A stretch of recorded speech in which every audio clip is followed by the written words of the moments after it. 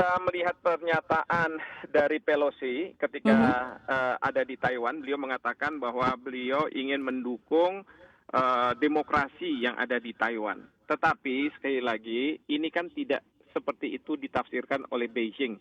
Karena Beijing menganggap bahwa ini merupakan tindakan provokasi oleh Amerika Serikat, mengingat Pelosi adalah pejabat tinggi yang ada di Amerika Serikat dan datang ke Taiwan yang beberapa kali memang Presiden Taiwan ini sebelumnya ingin menyatakan memisahkan diri dari Cina, jadi ingin merdeka. Jadi dalam konteks seperti itu, seolah-olah Pelosi ini Mhm. hendak mendukung keinginan Taiwan untuk merdeka.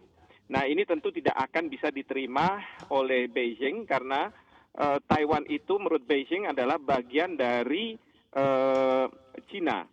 Ini yang terus terang provokasi seperti ini yang terjadi di Eropa ketika Amerika Serikat justru ingin menyambut Ukraina masuk sebagai anggota NATO dan kemudian memprovok Rusia untuk melakukan serangan militer.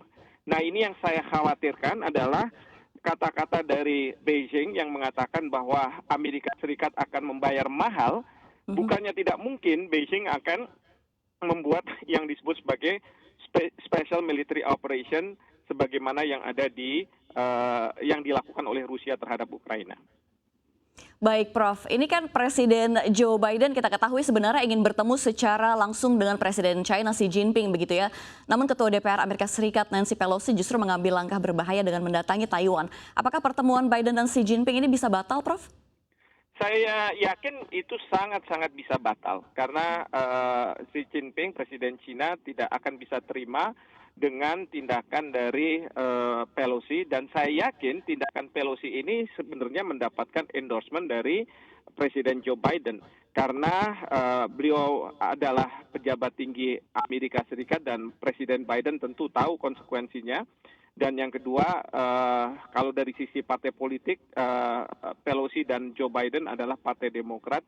Jadi yang saya khawatirkan justru ini memang upaya Amerika Serikat untuk memprovokasi ya kawasan. Nah, ini yang saya kurang setuju sekali tindakan dari Amerika Serikat ini karena memang dia tidak melakukan serangan-serangan, tetapi dia melakukan provokasi untuk negara lain melakukan serangan. Nah, ini yang terus kemudian bisa memunculkan krisis baru lagi setelah pandemi COVID, kemudian krisis perang di Ukraina. Sekarang bukannya tidak mungkin di kawasan kita. Oleh karena itu, saya menghimbau sekali agar Kemlu Indonesia membuat pernyataan yang menyayangkan kunjungan Pelosi sebagai pejabat Amerika Serikat ke Taiwan.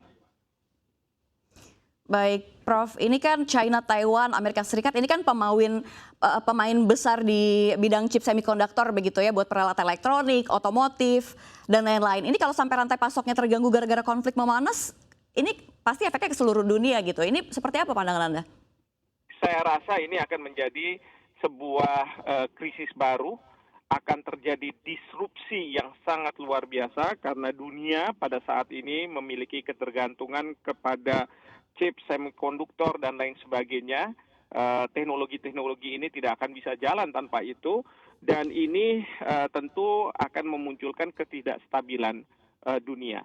Ya, oleh karena itu menurut saya perlu ada upaya-upaya awal agar eskalasi yang terjadi ini segera mereda ya dan kemudian jangan sampai kita pemerintah Indonesia mendukung apa yang dilakukan oleh pemerintah Amerika Serikat. Tinggalkan Amerika Serikat kalau mereka membuat kebijakan-kebijakan seperti ini yang dapat membahayakan dunia.